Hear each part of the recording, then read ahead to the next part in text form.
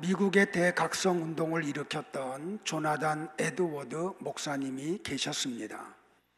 이분은 아주 청교도 신학을 대변하는 목사님이시기도 하고 아주 신학자요, 위대한 설교자요, 또한 저술가이기도 하셨습니다. 뿐만 아니라 그분은 프린스턴 대학의 초대 총장을 역임하셨고, 그가 졸업한 예일 대학에서는 그분의 모든 설교와 모든 저술을 총 집대성해서 30권이 넘는 전집을 출간해 주었습니다. 한 대학에서 졸업자를 위해서 전집을 내는 일은 흔한 일이 아니었습니다. 그만큼 그의 존재는 독보적인 존재였다 할 정도로 미국의 대각성 운동을 일으키는 초석을 놓았던 분이기도 하십니다. 그가 코네티컷주의 제일 큰 노스 삼톤이라고 하는 교회에서 23년을 목회를 하시다가 40대 후반의 나이에 그 교회에서 쫓겨났습니다.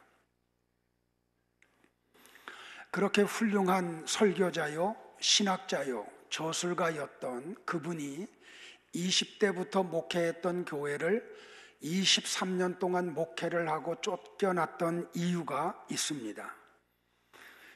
당시에는 어떤 교회의 안건을 처리할 때는 여자들에게는 투표권이 없었고 남자들에게만 투표권이 있었는데 230명의 세례교인이 모여서 조나단 에드워드 목사님의 신인 투표를 물었을 때에 23명만이 목사님이 우리 교회에서 계속 목회를 하시면 좋겠다는 가표를 던졌고, 나머지 모든 사람들은 목사님이 떠났으면 좋겠다고 하는 부표를 던졌습니다.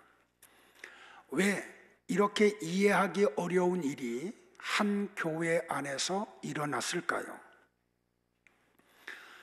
에드워드 목사님은 그 교회에서 목회를 하는 동안 많은 교인들이 구원을 받지 않은 사람들 것 같은 의구심이 들었습니다. 물론 그들은 신앙 고백을 유창하게 했습니다.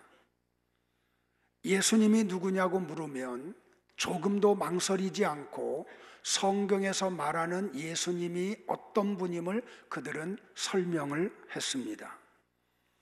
그들은 교회 생활을 열심히 했고 사회적으로도 도덕적으로 단정한 그러한 삶을 살았던 사람들입니다.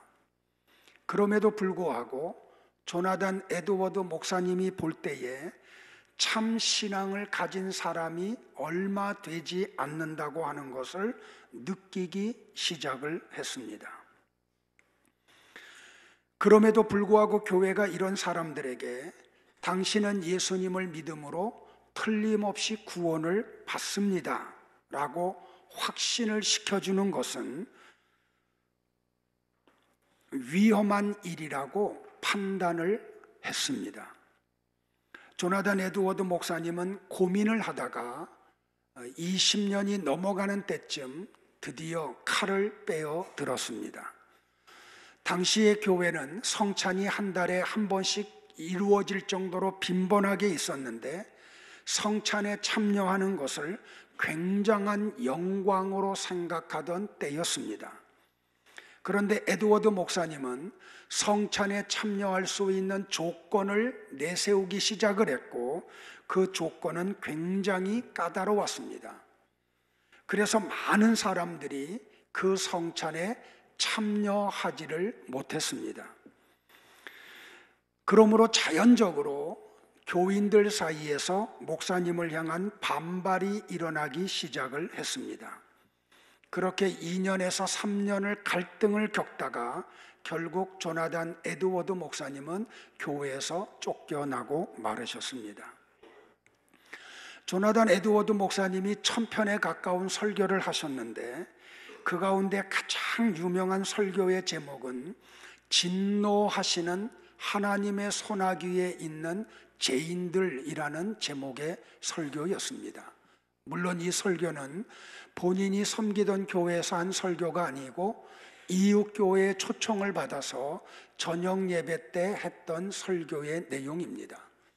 그 설교의 내용 가운데 일부를 발췌해서 여러분들에게 소개를 드리고자 합니다. 여러분이 이 자리에 나와서 예배를 보고 있습니다마는 하나님께서는 지옥에 있는 영혼들을 향하여 진노하시는 것보다 더 오늘 이 자리에 앉아 계시는 여러분들을 향해서 더 진노하고 계시다는 것을 알기를 바랍니다. 하나님의 진노가 불타고 있습니다. 지옥의 불길은 지금 무섭게 타오르며 이글거리고 있습니다. 번쩍이는 칼은 입맛을 다시면서 그들 위에 걸려 있습니다. 그리고 구덩이는 그들 아래에서 아가리를 벌리고 있습니다. 당신이 지난밤에 지옥으로 가지 아니한 것, 당신이 지난밤에 이 세상에서 다시 눈을 뜬 것, 당신이 아침에 일어난 후 지옥에 떨어지지 아니한 것, 당신이 지금 하나님의 집에 들어와 앉은 후 그의 엄숙한 예배에 참석하는 것은 죄악되고 사악된 태도에도 불구하고 지옥에 가지 않는 것을 설명할 수 있는 길은 하나님의 손이 당신을 붙들고 있다는 것 외에는 아무것도 없습니다. 그러나 하나님이 손을 거두시면 떨어지는 바윗돌을 거미줄이 멈추게 할 수 없는 것과 같이 여러분은 즉시 굴러떨어져 지옥의 mid없는 구덩이로 빨려 들어갈 것입니다. 촛불을 키워놓고 90분에 가까운 시간 동안 조나단 에드워드 목사님은 마치 책을 읽듯이 그저 설교문을 읽어 내려가셨습니다. 그러자 그 자리에 앉아있던 많은 사람들이 견디지 못하고 어떤 사람들은 비명을 지르고 어떤 사람들은 거꾸러졌고 어떤 사람들은 까무러 쳐버리고 말았습니다. 왜 이런 현상이 일어났을까요? 설교를 통해 자기가 얼마나 흉악한 죄인임이 깨달아졌기 때문입니다. 교회를 오래 다녔음에도 불구하고 자신의 믿음이 엉터리였음이 발견되었기 때문입니다. 요즘 이런 설교를 우리가 어디서 들어볼 수 있을까요? 이런 식으로 설교하는 교회를 과연 누가 나가기를 원할까요? 한국 교회를 바라볼 때 이런 설교를 하는 목회자들이 많지 않고 이런 설교를 사모하는 성도들이 많지 않은 것이 현실임을 저는 깨닫고 있습니다. 그러나 우리 교회는 이런 설교를 하는 목사, 이런 설교를 사모하는 복된 성도들로 가득한 교회 되기를 저는 간절히 하나님 앞에 소원을 합니다. 사랑하는 성도 여러분들, 얼마 전에 은퇴하신 목사님 한 분이 저에게 책을 한 권 선물해 주셨습니다. 그 책은 폴 워셔 목사님이 쓴 미국 교회를 향한 10가지 어떤 선포, 10가지 뭐라 그럴까요? 10가지에 대한 선언, 그런 내용이었습니다. 그 책의 내용을 읽으면서 마치 조나단 에드워드 목사님을 미국 땅에 보내셨던 그 하나님이 지금 미국의 폴 워셔 목사님을 보내셔서 각성운동을 일으키고 있다고 생각이 들었습니다. 사랑하는 성도 여러분들이요, 나는 여러분들이 하나님의 복음 안에 들어오기를 주의 이름으로 권고를 드립니다.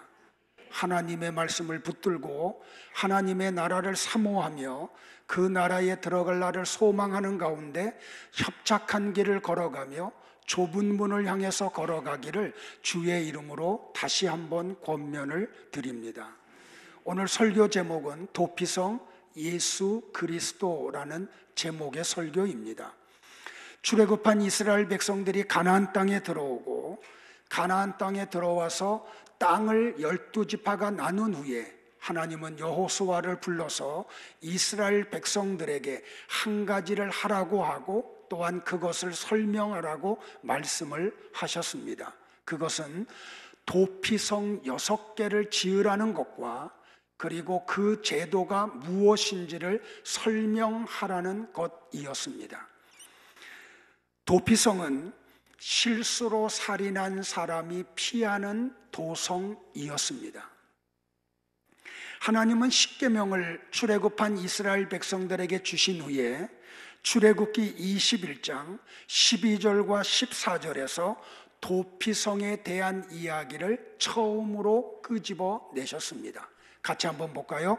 사람을 쳐 죽인 자는 반드시 죽일 것이나 만일 사람이 고의적으로 한 것이 아니라 나 하나님이 사람을 그의 손에 넘긴 것이면 내가 그를 위하여 한 곳을 정하리니 그 사람이 그리로 도망할 것이며 사람이 그의 이웃을 고의로 죽였으면 너는 그를 내 제단에서라도 잡아내려 죽일지니라. 이 본문에서 나와 여러분이 놓치지 말아야 될 게 뭐냐면, 부지 중에 어떤 사람이 누구를 살인을 했는데 그 죽은 사람을 하나님이 뭐라고 말씀하셨어요? 나 하나님이 그 죽은 사람을 그의 손에 넘긴 것이다 라고 말씀을 하셨어요. 그러니까 인간의 생사화복을 주관하시는 하나님이 어떤 사람의 실수를 통해서 누가 죽었다고 하면 그것도 하나님의 계획 속에서 이루어진 일이라는 말씀입니다. 자, 여호수아 20장 2절과 3절에서 또다시 이 도피성에 대한 이야기가 다시 한번 반복해서 증거가 됩니다. 또 한번 볼까요? 이스라엘 자손에게 말하여 이르기를 내가 모세를 통하여 너희에게 말한 도피성들을 너희를 위하여 정하여 부지 중에 실수로 사람을 죽인 자를 그리로 도망하게 하라. 이는 너희를 위해 피해 보복자들을 피할 곳이니라 라고 말을 합니다. 그러니까 다시 말하면 실수로 살인한 사람의 생명을 보존시키기 위해서 도피성을 지으라고 하나님이 말씀을 하셨습니다. 그런데 재미있는 사실이 뭔지 아세요, 여러분들? 출애굽기에서는 도피성이 하나였습니다. 출애굽기 21장 12절과 14절을 한번 볼까요? 같이 봅니다. 시작. 사람을 쳐 죽인 자는 반드시 죽일 것이나 만일 사람이 고의적으로 한 것이 아니라 나 하나님이 사람을 그의 손에 넘기면 내가 그를 위하여 어디를요? 한 곳을 정하리니 그 사람이 그리로 도망할 것이며 사람이 그의 이웃을 고의로 죽였으면 너는 그를 내 제단에서라도 잡아내려 죽일지니라. 그런데 신명기를 가면 이 도피성이 3개로 늘어납니다. 신명기 19장 2절과 3절을 또 보겠습니다. 같이요. 네 하나님 여호와께서 네게 기업으로 주신 땅 가운데에서 새 성읍을 너를 위하여 구별하고 네 하나님 여호와께서 네게 기업으로 주신 땅 전체를 새 구역으로 나누어 길을 뒤고 그 성읍으로 도피하게 하라. 하나가 셋으로 늘어나고 마침내 민수기에 와서는 도피성이 6으로 확대가 됩니다. 민수기 35장 15절을 봅니다. 이 6성읍은 이스라엘 자손과 타국인과 이스라엘 중에 우거하는 자의 도피성이 되리니 무릇 그를 살인한 자가 그리로 도피할 수 있으리라. 도피성이 이스라엘 안에서 하나에서 셋으로, 셋에서 6으로 확대되고 있는 것이 보이지요. 그런데 이것이 처음에는 이스라엘 백성들에게만 도피성에 들어갈 수 있었어요. 출애굽기서를 보면. 그런데 이게 민수기에 와서는 이방인들도 들어갈 수 있다라고 확대가 됨을 발견하게 되죠. 도피성은 죽어야 할 살인자들이 레위인들의 은혜와 국류를 입어 살 수 있는 곳이지요. 왜요? 이 도피성은 레위인들이 살고 있는 성읍에 지어졌기 때문에요. 그래서 이 도피성의 삶의 원리는 성도들이 하나님의 나라에서 살아가는 삶의 원리를 설명하고 있는 거예요. 그래서 하나님의 나라를 상징하는 도성이 하나에서 셋으로, 셋에서 여섯으로 늘어나고, 그 도피성에 피할 수 있는 사람들이 이스라엘에 국한되었다가 이방인들에게까지도 확대되고 있는 것입니다. 좀 설교가 딱딱할 수 있어요. 그런데 이 딱딱한 설교를 여러분들이 소화시킬 능력이 생겨야 돼요. 집중하기를 바랍니다. 자, 도피성은 조금 전에 말씀드린 대로 레위 사람들이 살고 있는 성읍에 지어진 성들이에요. 놓치면 안 됩니다. 자, 민수기 35장 1절은 명령이고 6절, 7절, 8절이 내용이에요. 6절, 7절, 8절을 볼게요. 자, 고개 들고요. 자, 너희가부터 세 번째 줄부터 시작. 너희가 레위인에게 줄 성읍은 살인자들이 피하게 할 도피성으로 6성읍이요 그 외에 42성읍이라. 너희가 레위인에게 모두 48성읍을 주고 그 초장도 함께 주되, 너희가 이스라엘 자손의 소유에서 레위인에게 너희가 성읍을 줄 때에 많이 받은 자에게서는 많이 떼어서 주고 적게 받은 자에게서는 적게 떼어줄 것이라. 각기 받은 기업을 따라서 그 성읍들을 레위인에게 줄지니라. 무슨 말인지 설명을 조금 드릴게요. 이스라엘이 12지파인데 레위 지파는 12지파에서 빠져요. 땅을 기업으로 받을 때. 그런데 여전히 이스라엘은 12지파가 되죠. 그것은 야곱의 여러 번째 아들인 요셉의 두 아들 에브라임과 므낫세가 각각 한 지파가 돼요. 그래서 12지파가 돼요. 그래서 이 12지파가 가나안 동쪽과 서쪽을 기업으로 받아요. 자, 그러면 레위 지파는 어떻게 되냐면 이스라엘의 12지파의 레위 지파들이 찢어져서 흩어져요. 그런데 이 레위 지파들은 백성들을 위해서 하나님 앞에 중보하는 사역을 하기 때문에 그들이 살 땅을 그 지파들이 그들에게 제공을 해줘야 돼요. 그래서 땅을 기업으로 많이 받은 지파는 레위 지파들에게 그 비율만큼 많이 줘야 되고, 땅을 적게 받은 지파들은 자기네들이 받은 지파의 비율을 따라서 레위 지파들에게 땅을 줘야 돼요. 그래서 또한 몇 성읍이냐면 이스라엘의 12지파 안에 레위 지파들이 받은 땅의 성이 48개예요. 그 48개의 성읍 가운데 6개의 성읍이 도피성으로 지어졌다는 말이에요. 이해되세요, 여러분들? 자, 그리고 각각의 지파들은 레위 지파들의 생활을 위해서 11조를 거두어서 레위 지파에게 주어야 돼요. 왜? 레위 지파는 하나님의 일만 하는 지파이기 때문에. 그러면 우리는 레위 지파가 상징하고 있는 것이 무엇인지를 알아야 돼요. 여러분들이 이 레위 지파가 뭔지를 모르면, 도피성이 뭔지를 모르고 그것을 모르면 구속이 뭔지를 이해를 할 수가 없기 때문에 그래요. 자, 보세요, 여러분들. 이스라엘의 장자는 르우벤이죠. 근데 하나님은 그 장자를 레위라고 이야기를 하세요. 자, 설명을 드릴게요. 저를 좀 보실까요, 여러분들? 설교자하고 눈을 좀 마주쳐야 돼요. 하나님이 애굽에 살고 있는 이스라엘 백성들을 애굽에서 건져내시죠. 그러기 위해서 바로에게 모세를 보내서 좋게 이야기를 하시죠. 근데 바로가 말을 들어요, 안 들어요? 말을 안 들어요. 그래서 하나님이 뭘 내려요? 재앙을 내리죠. 그런데 9가지 재앙을 내리는 동안 바로가 거기에 동의를 해요? 하지를 않아요. 하지를 않아요. 그래서 마지막 10번째 재앙을 내리죠. 그 마지막 10번째 재앙이 뭐예요? 애굽에 있는 모든 장자들은 다 죽는 거죠. 자, 거기에 이스라엘 백성들도 해당이 돼요, 안 돼요? 해당이 돼요. 다 죽어야 돼요. 그런데 하나님이 이스라엘 백성들에게는 은혜를 베푸시죠. 그 은혜를 베푼 게 뭐예요? 복음을 전했죠. 그 복음이 뭐예요? 어린 양이 대신 죽어서 그 죽을 때 흘리는 피를 문설주와 임방에 발려지면 그 집안에 있는 장자들은 죽어야 되는데 죽지 않고, 왜 죽지 않아요?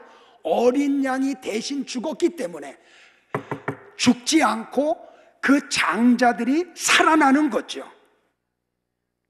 자, 근데 보세요, 여러분들. 이 레위 지파는 하나님의 은혜에 의해서 죽어야 할 자들인데 죽지 않고 살아난 자들이죠.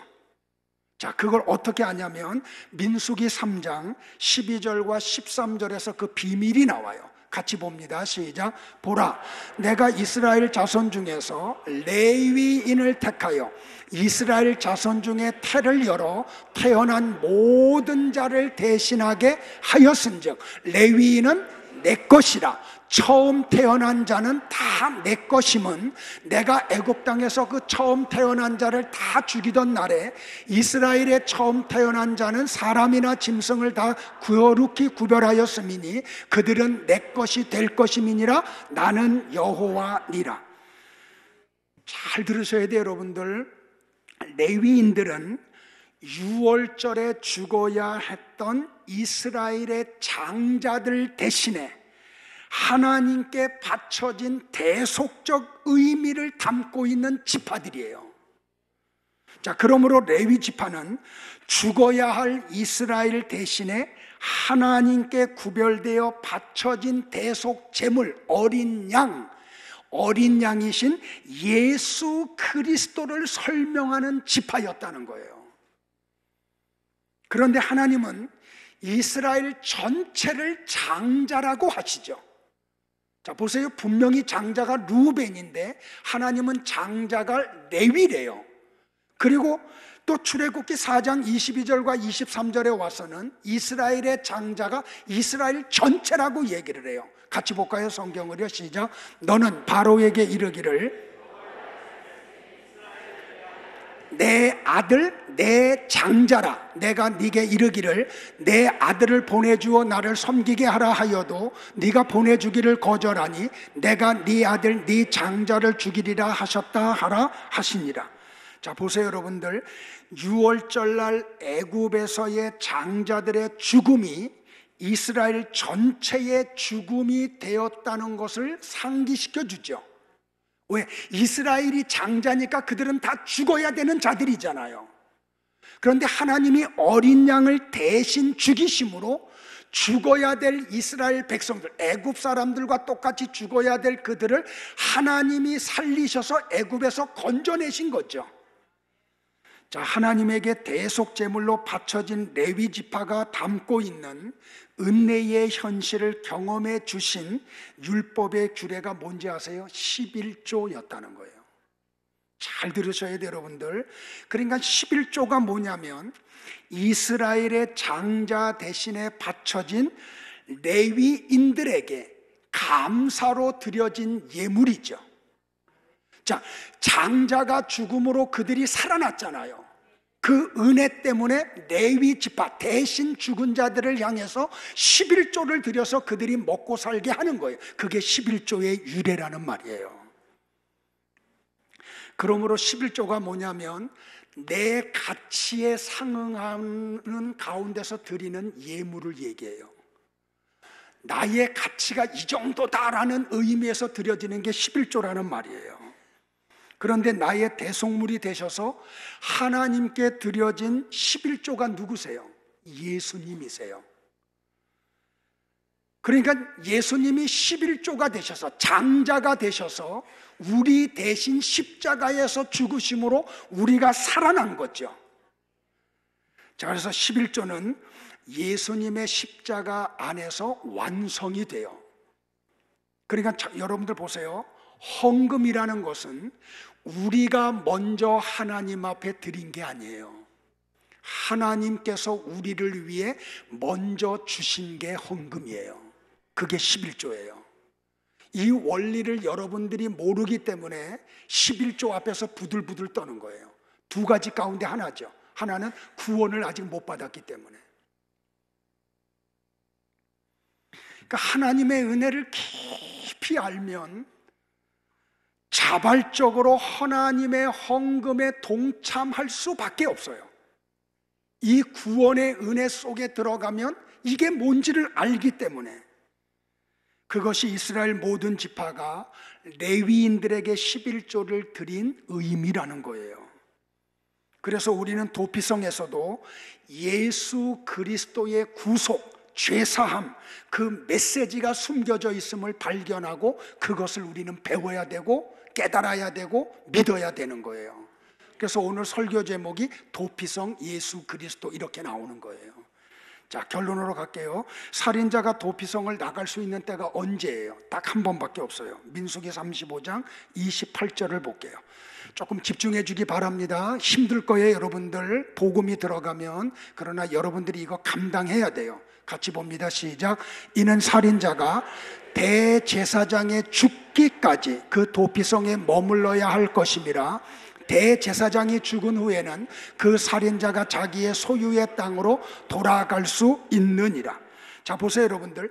부지 중에 살인하고 도피성에 피신한 자가 자유인이 될 수 있는 때가 언제예요? 대제사장이 죽은 때예요. 그러니까 대제사장만이 자유인으로 해줄 수 있는 유일하신 분이신 거죠. 근데 그분이 어디에 살고 있어요? 레위 지파들이 살고 있는 그 안에 있어요. 자, 보세요, 여러분들. 죄인이 대제사장에 살아있는 은혜로 도피성 안에서 사는 거죠. 자, 도피성 안에 있으면 아무도 피해 보복자가 그를 건들지 못하잖아요. 그러니까 누구의 은혜로 그가 도피성에서 살고 있는 거예요? 대제사장의 은혜로 사는 거예요. 그런데 그가 도피성을 나가서 자기 집에 가서 자유롭게 살 수 있는 방법은 또 하나죠. 대제사장이 대신 죽어야 되는 거예요. 그러니까 대제사장이 죽음으로 인해서 뭐가 이루어지는 거예요? 이 사람의 살인죄가 사함을 입는 거예요. 이해되시겠어요, 여러분들?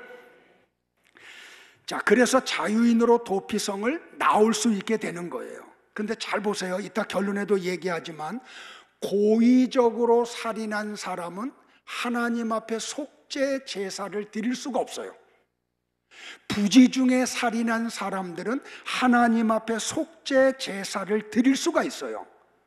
그런데 그 속죄 제사의 제물이 뭐냐면 대제사장의 예수 그리스도, 바로 어린 양, 그분이 제물이 되어주세요. 자, 이 도피성에 있는 대제사장이 누구인지를 히브리서 기자가 우리에게 잘 설명해 줬어요. 여러분들, 히브리서는 예수 그리스도가 어떤 분임을 설명하는 책이에요. 자, 2장 9절부터 17절을 볼 텐데, 제가 여러분의 이해를 돕기 위해서 현대인의 성경으로 가져왔어요. 여러분의 이해가 조금 더 될 거라고 생각을 하고 같이 한번 볼까요? 자세하게 읽으세요. 시작. 그러나 우리는 천사들보다 조금 낮아지셨다가 죽음을 당하심으로 이제는 영광과 존귀를 받으신 예수님을 보고 있습니다. 그분은 하나님의 은혜로 모든 사람을 위해 죽음을 맛보려고 하셨습니다.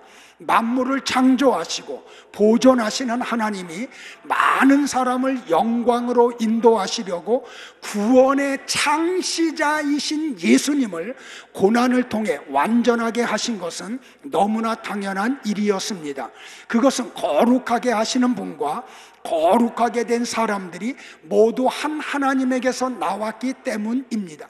그래서 예수님은 그들을 형제라고 부르는 것을 조금도 부끄러워하지 않고 하나님께 내가 내 형제들에게 주의 이름을 선포하고 군중 앞에 서서 주를 찬양하겠습니다 하셨고, 또 주님께서는 내가 그분을 신뢰하겠다 하셨으며, 또 나와 및 하나님이 나에게 주신 자녀들을 보라 하셨습니다.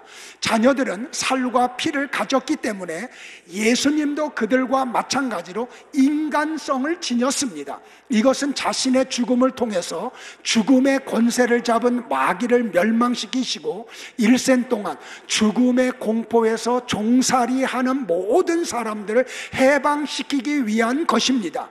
주님은 천사들을 도우려고 오신 것이 아니라 아브라함의 후손들을 도우려고 오셨습니다. 그러므로 주님은 모든 점에서 자기 형제들과 같이 되셔야 했습니다. 이것은 하나님을 섬기는 일에 자비롭고 충성스러운 대제사장이 되어 백성들의 죄가 용서받도록 하기 위한 것입니다. 할렐루야. 무슨 말인지 이해되시죠, 여러분들? 그러니까 나와 여러분을 구원하기 위해서 나와 여러분이 살과 피를 갖고 있기 때문에 예수님이 사람의 몸을 입고 이 땅에 오셨다는 말이에요. 그리고 그분이 대신 우리를 위해서 죽어주시고 우리를 형제라고 부르는 일을 부끄러워하지 않았다는 거예요. 그 왜? 그분이 뭘로 오셨기 때문에? 대제사장으로 오셨기 때문에. 그러니까 이 도피성, 예수 그리스도, 대제사장, 어린 양 다 지금 뭘 얘기하는 거예요? 예수 그리스도를 통한 살인자들이 나와 여러분의 구원 이야기를 하고 있는 거예요. 믿으십니까, 여러분들? 자, 말씀을 정리하면서 또 다시 설명할게요. 그런데 이 이스라엘에게 주어졌던, 아니 이방인들인 나와 여러분들에게 주어졌던 도피성이 어디서부터 나왔는지 아세요? 창세기부터 기록되었다는 것을 발견을 해야 돼요. 자, 창세기 49장을 가면 야곱이 하나님 앞에 가기 전 12아들을 불러놓고 그 아들들과 그의 후손들을 통해서 이루어질 하나님의 예언이 담긴 축복을 하는 장이죠. 그러니까 12아들을 향한 야곱의 기도는 단순히 축복 기도가 아니고 그 자녀들과 그 후손들이 속에서 나타날 하나님의 섭리에 대한 예언이에요. 자, 그런데 레위를 향한 야곱의 기도가 뭐였어요? 예언이 뭐였어요? 창세기 49장 5절, 6절, 7절을 볼게요. 잘 보셔야 돼요. 시작. 시므온과 레위는 형제요, 그들의 칼은 폭력의 도구로다. 내 호나 그들의 모의에 상관하지 말지어다. 내 영광아 그들의 집회에 참여하지 말지어다. 그들이 그들의 분노대로 사람을 죽이고 그들의 혈기대로 소의 발목 힘줄을 끊었음이로다. 그 노여움이 혹독하니 저주를 받을 것이요 분기가 맹렬하니 저주를 받을 것이라. 내가 그들을 야곱 중에서 나누며 이스라엘 중에서 흩으리로다. 야곱의 레위를 향한 예언이 뭐예요? 그는 아주 혹독한 사람이라는 거예요.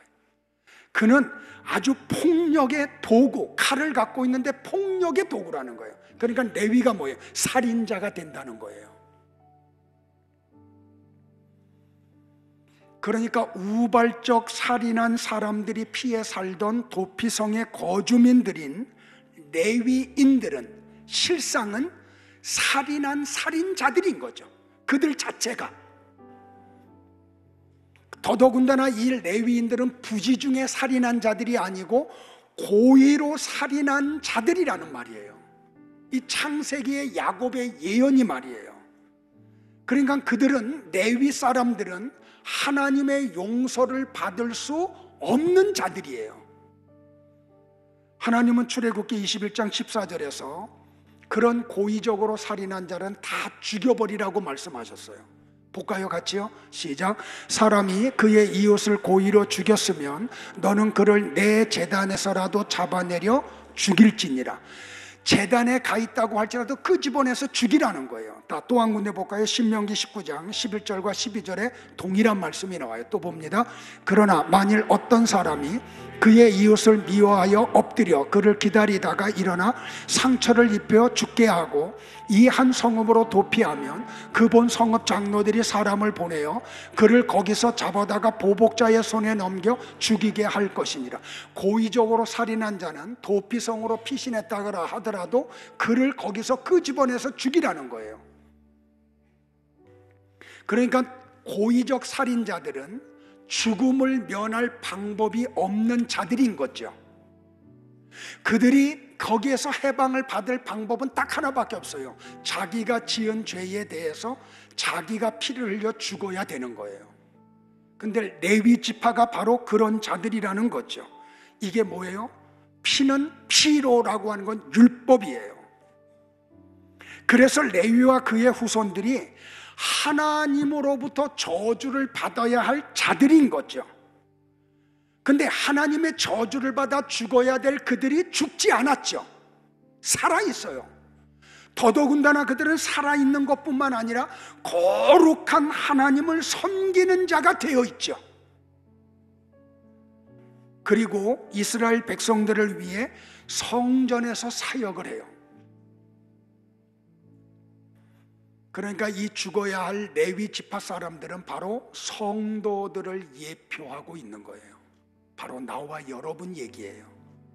나와 여러분이 살인한 자들이 있죠. 그래서 죽어야 할 자들인데 죽지 않고 살아있어요. 그리고 여기 교회 와서 하나님의 거룩한 이름을 찬양하는 자로 살아가고 있어요. 어떻게 그 일이 가능해요, 여러분들? 하나님의 은혜가 쏟아져서 저주에서 그들을 건져내시고 하나님의 집에서 일할 수 있는 복을 하나님으로부터 받았기 때문에 그렇게 된 거예요. 그걸 뭐라 그래요, 여러분들? 은혜라고 그래요. 우리가 마땅히 저주받아 죽어야 할 자들인데 하나님이 은혜를 우리에게 쏟아부어 주시어서 살려주실 뿐만 아니라 하나님의 거룩한 이름을 위해서 일할 수 있도록 우리에게 일을 주셨어요. 이게 은혜라고요. 이게 복이라고요.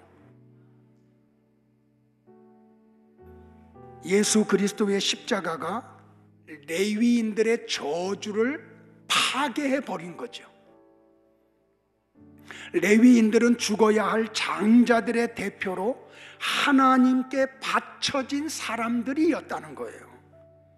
애굽에서 이스라엘의 장자들이 어린 양의 피의 공로로 생명을 얻었죠. 동시에 성전에서 하나님과 죄인 사이에서 중보자의 삶을 살게까지 되었죠.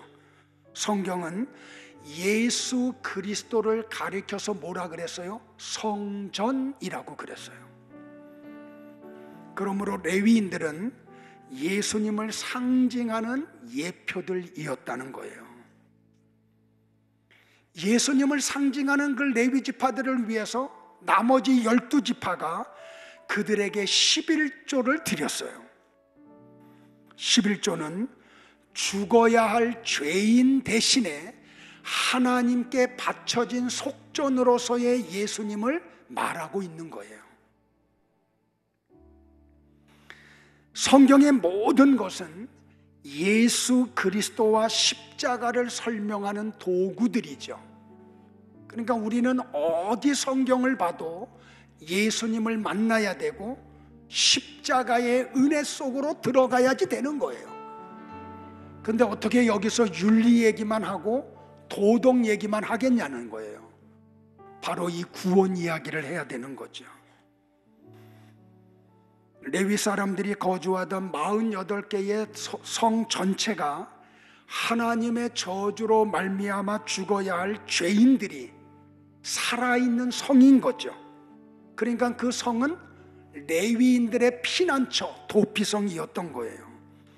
그리고 그들이 살고 있는 48개의 성읍 가운데 6개의 성읍을 구별해서 이스라엘과 이방인들의 도피할 성읍으로 하나님이 허락해 주신 거죠. 거기서 우리는 어떻게 살아야 될까요, 여러분들? 하나님의 은혜만 찬양하며 살아야 돼요. 도피성 안에 있는 나와 여러분들은 말이에요, 다른 사람의 모습이 보일 수가 없어요. 하나님의 그 십자가 아래서 구원받은 그 은혜 때문에 그 하나님, 나를 구원해 주신 하나님의 은혜에 대하여 감사와 찬양으로 하루 종일 온 삶을 살아야 되는 게 우리들인 거예요. 이거 잊지 말기를 주의 이름으로 축복을 해요. 이 복음이 여러분 가정 안에 들어가야 돼요. 지난주에도 이야기했지만 한국교회 미래가 암담하잖아요. 작년들은 몇천 명, 몇만 명 모이는데 주일학교와 중고등부는 쪼그라들고 한국교회 안에 70% 이상의 교회가 주일학교가 없어졌잖아요. 왜 이런 일이 벌어져요? 여러분들이 정말 복음 안에 들어와 있으면 자녀들을 그렇게 방치할 수 있을까요? 여러분이 정말 하나님의 은혜가 무엇인지 알고 그 은혜의 감격 속에서 하나님의 나라를 사모하고 살고 있다고 하면 여러분의 자녀들을 그렇게 내버려 둘 수 있을까요? 그러니까 어떻게 보면은 주일학교 학생들의 숫자가 진짜 성도의 숫자인 거죠. 엄밀하게 얘기하면은요, 정말 여러분 안에 복음이 있다고 하면, 하나님의 나라에 대한 믿음과 소망이 여러분 안에 있다고 하면, 여러분이 그 하나님의 나라를 정말 사모하고 있다고 하면 여러분의 자녀들에게 그 가장 귀한 것을 전달해 주지 않을 수가 있어요? 어떻게 교회 나가지 않는 자녀들을 향해서 침묵을 할 수가 있어요? 내일로 미룰 수가 있어요? 그럴 수 없는 거잖아요. 어떤 분이 그런 이야기를 해요. 내 신앙의 모습은 자녀의 모습이다. 자녀의 그 신앙이 내 거울이라는 거죠. 그러면 여러분의 신앙이 탄로가 나면 눈물 흘려야 되고 통곡해야 되고, 하나님 앞에 나도 정말로 하나님 나라의 백성이 되고 싶다고 울부짖어야 되는 거죠. 그리고 가정에 가서 자녀들에게 이 복음을 전해야 되는 거죠. 그러기를 주의 이름으로 축복을 해요. 이게 나와 여러분이 살아야 될 삶인 거죠. 하루 종일 매 시간 매분 매 초마다 구원받을 수 없는 나를 구원해 주신 하나님의 은혜에 감격하여 그분의 은혜 때문에 찬양하고 경배하고 영광 돌리는 그 삶, 그것이 나와 여러분의 삶이 되기를 주의 이름으로 축복을 합니다. 기도하겠습니다.